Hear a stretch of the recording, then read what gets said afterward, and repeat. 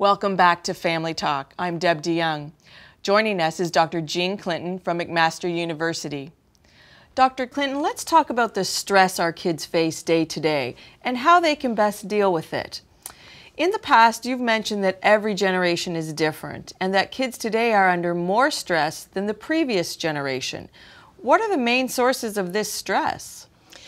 Well, I think that kids now have more pressure, and pressure can lead to stress. So if we're thinking about the teen years in high school, so to do well, to get onto the university that you want to get to, first of all, you have to have terrific marks.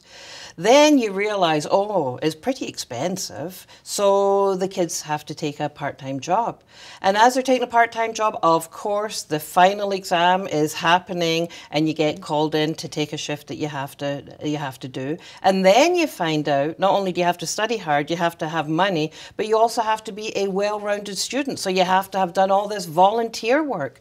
So the stress, the pressure, as our university has gone up, as our master's programs have gone up, the pressure on kids is absolutely boiling point very, very often. And we've got Ontario surveys that indicate their stress has gone up.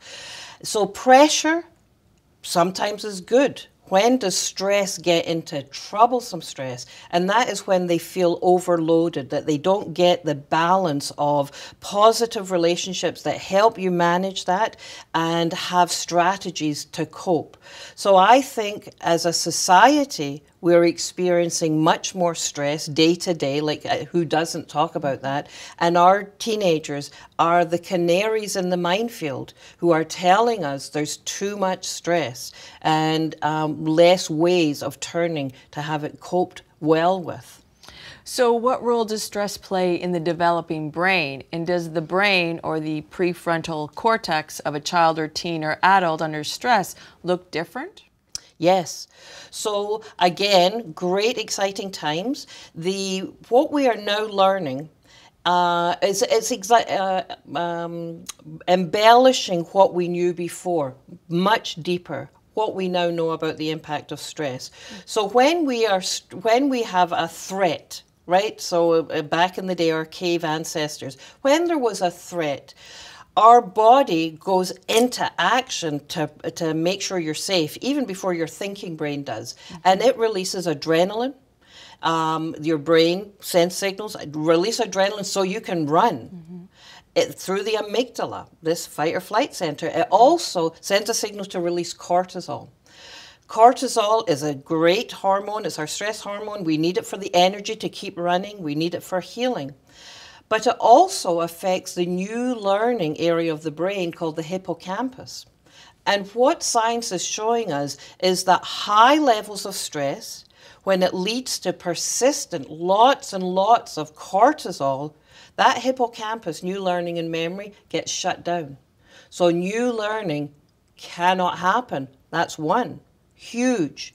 It's why schools now are, thank goodness, engaging even more in looking at engaging students, trying to diminish the stress. But the other big thing is that high stress level on the hippocampus and on how you react to stress affects the rest of your body system, your immune system, how you respond to disease later. So in fact, we're finding that what happens in these years is setting the stage for later disease. We are learning so much about stress. It's a bit frightening, but also liberating, because now we really have to think about how we can help kids deal with this stress as well as us. So are higher levels of stress making today's kids less equipped to make the right decisions than, let's say, their parents were at the same age? It's a good question. We don't have any evidence to suggest that they're less equipped.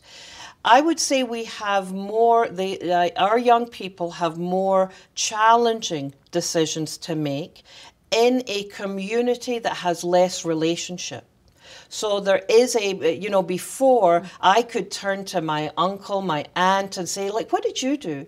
I would have had lots of conversations. And I think the poverty of relationships, that so many of us experience now in this day and age, means that kids have less people to turn to in terms of coping, in terms of managing stress. So I don't think it's necessarily a brain function change between parents and kids, but that the social fabric has changed significantly. So kids don't have as many allies or people to bounce off ideas as they did before.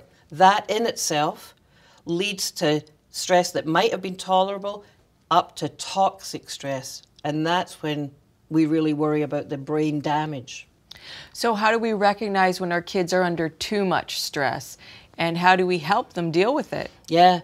Well, I think that we need to, first of all, and the same theme always, Deb, with me, is you have to have an open, respectful relationship so that if you're worried, you're free to say, man, what's going on? I'm really noticing you're not sleeping as well.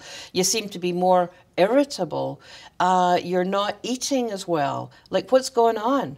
So we need that respectful relationship. But we also need education to be helping the kids recognize when they're under stress. So parents, I think, another role they should be playing is asking the school, so what kind of education is going on about mental health and well-being? Like what can we do as a community to say all kids are our kids?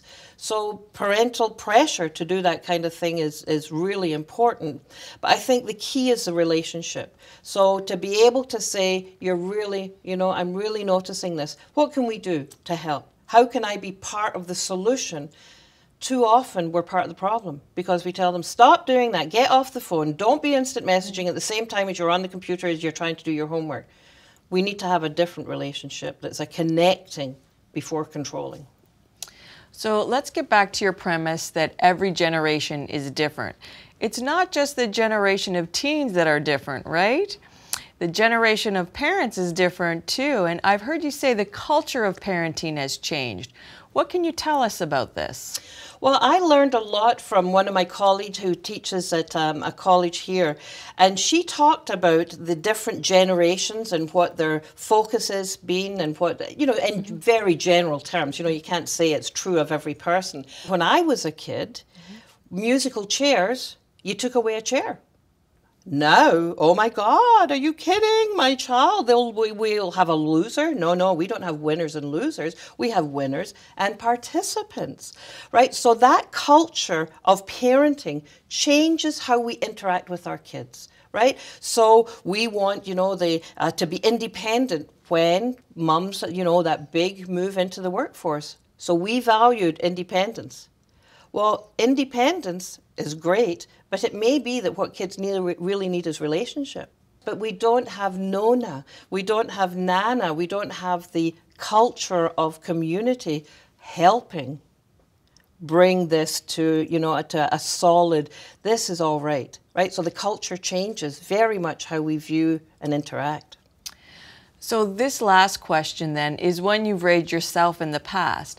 Why is it that some families, when faced with serious stresses and challenges to their well-being, manage to cope well, while other families facing similar situations don't? Yes, well, this is a whole area of study called family resilience. What is it that helps you as a family deal with tough times? And how is it that even within one family, if something happens to a grandparent, that the different children and their families deal differently. So a lot of that, again, has to do with the quality of the relationships.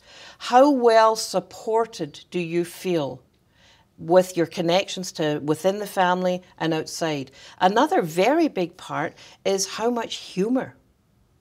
Can you as a family say, oh my, this is happening, but humor reflects a really good level of communication and connection. So families who are able to discuss and have respectful relationships, families who can use humor, and families who can focus on positives as well as the negatives that are happening. So they see that the glass is actually half full rather than half empty. They have more family resilience.